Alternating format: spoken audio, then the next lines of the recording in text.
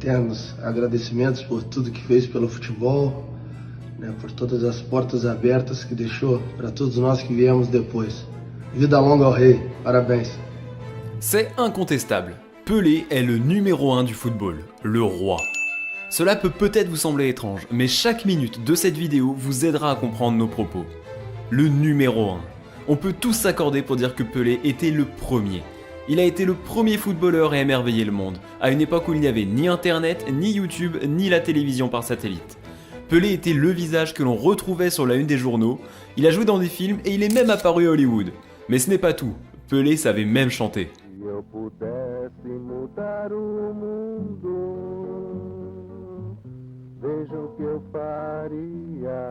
Pelé a été le premier footballeur à transcender le jeu. Il était connu dans le monde entier et il a utilisé sa renommée pour élever les footballeurs au rang de célébrité.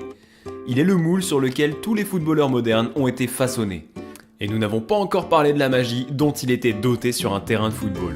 Pelé était un attaquant qui récupérait le ballon. Il avait l'instinct du buteur, il était athlétique comme Cristiano Ronaldo. Il avait également la technique des joueurs les plus élégants de l'histoire. Il n'avait pas la baguette d'un magicien. Il était le magicien. Le jeune Edson Arantes do Nascimento aimait le football depuis qu'il était gamin, même si sa mère a tout fait pour l'interdire de jouer. Son père était amoureux du ballon rond, mais de terribles blessures ont mis fin à sa carrière. À cause de ce rêve brisé, la famille a connu la pauvreté. Alors, Pelé jouait pieds nus avec des ballons faits de chaussettes remplies de papier journal, attachés ensemble par des ficelles. C'était son côté créatif. Edson, son prénom, s'inspirait du célèbre inventeur Thomas Alva Edison. L'amour de Pelé pour le football était accompagné d'un talent inné et d'une volonté de prouver qu'il avait raison et que les autres avaient tort. À 15 ans, il jouait déjà à Santos, et avant même d'avoir 17 ans, il évoluait avec la sélection brésilienne. Pour ses débuts contre l'Argentine, il a marqué son premier but. Ce but-là n'était que le premier pas de la revanche de Pelé. En 1950, le jeune Edson n'avait que 10 ans et il a vu son père pleurer quand le Brésil a perdu la finale de la Coupe du Monde à domicile face à l'Uruguay. I saw my father cry. I say why you cry? Because men don't cry. At that time, men could not cry. My father said, "Oh, Brazil lost." Ce jour-là, il a fait une promesse à son père. Je me souviens lui avoir dit en plaisantant « Papa, ne pleure pas, je vais gagner la Coupe du Monde pour toi. » 14 ans plus tard, en Suède, il est devenu le plus jeune footballeur de l'histoire à disputer un mondial. Puis il est devenu le plus jeune à faire une passe décisive, à marquer, à réaliser un triplé et à marquer un doublé en finale dans l'histoire de la compétition. Incroyable, non ? Pelé n'avait même pas 18 ans et il avait déjà remporté une Coupe du Monde en marquant 6 buts en 4 rencontres. Quand le coup de sifflet final a retenti, il s'est écroulé sur le terrain. Il avait déjà tenu la promesse faite à son père et il avait encore toute sa carrière devant lui.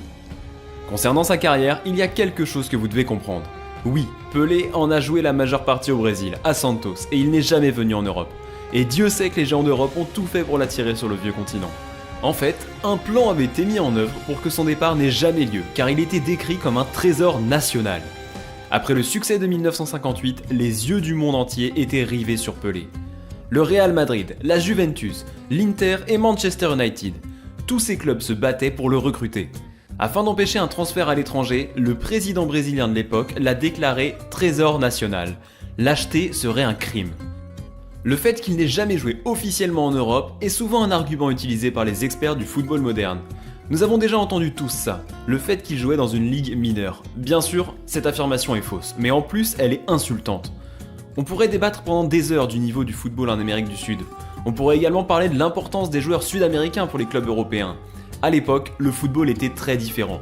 Les transferts internationaux n'étaient pas monnaie courante. De plus, lorsqu'un joueur sud-américain quittait son pays, c'était généralement pour être naturalisé et pour ne pas être considéré comme un étranger. Grâce à cela, il pouvait être éligible à des sélections, tels furent le cas de Di Stefano ou Puskás avec l'Espagne, ou bien de Sivori avec l'Italie. Mais cela voulait aussi dire que comme il n'y a pas eu d'exode, seuls les meilleurs des meilleurs étaient présents sur chaque continent.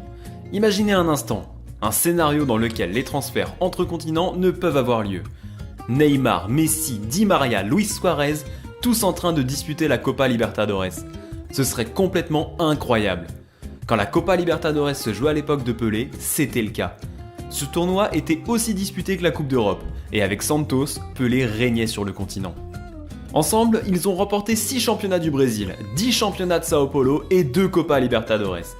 Ayant conquis l'Amérique du Sud, ils se sont tournés vers le monde. Avec Pelé, Santos a remporté 2 coupes intercontinentales. Tout cela face à l'AC Milan de Cesare Maldini, Rivera et Trapattoni. Mais aussi face au Benfica de Eusebio et Santano.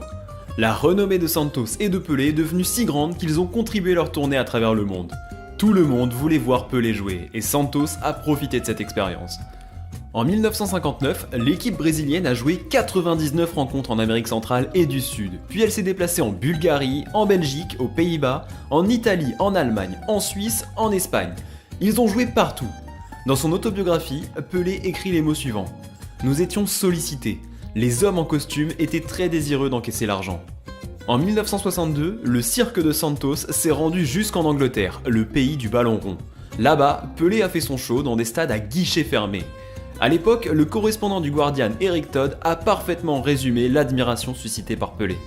Quand on considère le nombre de superlatifs gaspillés sur certains attaquants de ce pays, en trouver de nouveaux pour décrire Pelé devient plus évident. Un jour, face à Sheffield Wednesday, le milieu adverse Tommy Craig a passé les 10 dernières minutes à poursuivre Pelé sur le terrain. Il n'essayait pas de lui prendre le ballon, mais son maillot. J'ai dit à l'arbitre de me donner le signal quand il allait s'apprêter à siffler pour que je puisse me tenir à côté de ce grand homme. Quand le coup de sifflet final a retenti, j'ai attrapé Pelé par la taille jusqu'à ce qu'il se sépare de son maillot. D'autres joueurs cherchaient désespérément à obtenir un souvenir. À ce moment-là, l'échange des maillots était loin d'être une habitude. Pelé s'est imposé comme une star internationale, comme un héros qui a transcendé le sport. Un homme pour qui les gens étaient prêts à payer. Dans ce tour du monde de Pelé et de Santos, il y a une histoire atypique. Le jour où ils ont mis fin à une guerre. Quand Pelé est venu jouer un match amical contre l'équipe nationale, le Nigeria était en pleine guerre civile. Les deux camps ont convenu d'un cessez-le-feu pour que les Nigérians puissent célébrer la venue du roi du football. Avec le Brésil, son Altesse n'a pas remporté 2, mais 3 Coupes du Monde. Il l'a d'abord remporté en 1958, alors qu'il était adolescent. En 1962, il était présent mais n'a pas beaucoup joué à cause d'une blessure. En 1970, au Mexique, ce serait sa dernière danse. Ce serait l'adieu parfait pour Pelé et les Brésiliens joueraient le meilleur football de l'histoire. Ce serait également un moment décisif pour l'histoire du football, car la Coupe du Monde 1970 au Mexique serait la première à être diffusée dans le monde entier et en couleur. Enfin, le monde entier pourrait voir Pelé en action. Après avoir tout gagné, après avoir marqué plus de 1000 buts, Pelé a pris sa retraite. Mais pas pour longtemps. Comme on l'a dit, c'était un pionnier. Il a donc été la première superstar à évoluer aux États-Unis. C'est Henry Kissinger, l'ancien secrétaire d'État, qui l'a convaincu de sortir de sa retraite et de signer avec le New York Cosmos. Pelé a été un élément fondamental pour donner du crédit au football en Amérique du Nord. Et l'histoire résume parfaitement la légende. Pelé a été un ambassadeur du jeu, un personnage qui s'asseyait à la table des papes, des secrétaires d'État et des rois. Il était ami avec Nelson Mandela et la reine Elisabeth l'a fait chevalier, bien qu'il n'ait aucune origine britannique. Toutefois, son plus grand titre est peut-être le plus simple. Venant d'un pays qui produit légende sur légende, Pelé sera pour toujours le meilleur Brésilien de l'histoire du football. Et à chaque fois que vous voyez un record battu par Cristiano Ronaldo ou Messi, ou bien à l'avenir par Haaland ou Mbappé, souvenez-vous que ce record a d'abord été établi par Pelé. Pour terminer, nous allons laisser le roi s'exprimer, car comme l'a dit Cristiano Ronaldo, quand Pelé parle, le monde écoute. I tease the player now. They didn't love the team, they didn't love the game today, they love the money because they go to the Real Madrid or go to Santos or go to Arsenal or go to Manchester. They are presented, they say, I love Manchester. Tomorrow he go to Madrid, they say, I love Madrid, I love Madrid. They love it who pay a little bit more. You know? That is danger for the football. Pelé était fort, vraiment fort, à tel point qu'il a marqué un nombre quasiment incalculable de buts. Combien précisément ? Difficile à dire. Mais ce que nous savons, c'est qu'il aurait menti sur le 1000e but de sa carrière. Pour découvrir l'histoire qui se cache derrière cette anecdote, c'est juste ici.